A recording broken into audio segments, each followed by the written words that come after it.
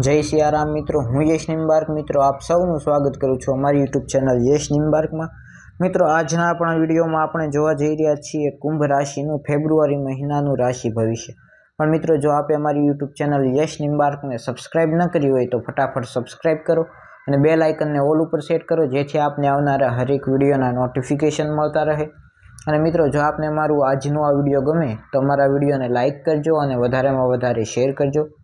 तो चलो शुरू करिए आपणुं आजनुं आ विडियो कुंभ राशिनुं फेब्रुआरी महीनानुं राशि भविष्य। तो कुंभ राशि में जन्मेला लोको माटे आ महीनो मिश्रित परिणाम लईने आवतो साबित थशे। महीनानी शुरुआत में सूर्य अने बुध द्वादश भाव में हाजर रहेशे, जे तमारा खर्चाने वधारशे। कारकिर्दीना दृष्टिकोणथी आ महीनो मध्यम रहेवानो छे। 10मा भावनो स्वामी मंगल महाराज 5मा भाव में विराजमान रहेशे, जेनाथी नौकरी में बदलाव थई शके छे।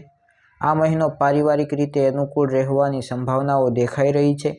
चौथा भाव में आखो महीनो देवगुरु बृहस्पति एटले के गुरु महाराज विराजमान रहेशे, जे परिणाम स्वरूप पारिवारिक संबंधों में समझदारी अने आपसी प्रेमनी भावना ने वधारशे अने परिवारना लोकोने अंदरो अंदर हळीमळीने रहेशे, जेनाथी परिवारनो माहौल सकारात्मक रहेशे अने तमारा पारिवारिक जीवन में खुशीओ आवशे।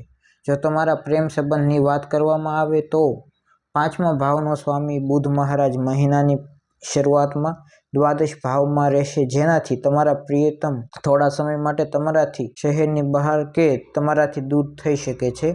जो तमारी आर्थिक स्थितिने जोवामां आवे तो तमारा माटे आर्थिक रीते आ महीनो सावधानीथी चालवा वाळो रहेशे, कारण के महीनानी शुरुआत में बुध अने सूर्य द्वादश भाव में विराजमान रहेशे, जेनाथी तमारा खर्च में वधारो थशे। आ महीनो आरोग्यना दृष्टिकोणथी मध्यम रहेवानी संभावना छे। एम तो तमारी राशिना स्वामी तमारी ज राशि में आखो महीनो विराजमान रहेशे अने तमारा आरोग्यने मजबूती आपशे, परंतु 22 तारीख थी ए अस्थ अवस्था में चाल्या जशे, जेनाथी आरोग्यनी समस्याओं वधी शके छे। तो आजना विडियो में आटलुं ज। फरी मळीए नवा विडियो में। जो आपने मारुं आजनुं आ विडियो गम्युं होय तो मारा विडियोने लाइक करो अने वधारेमां वधारे शेर करजो। फरी मळीए नवा विडियो में, त्यां सुधी जय सियाराम।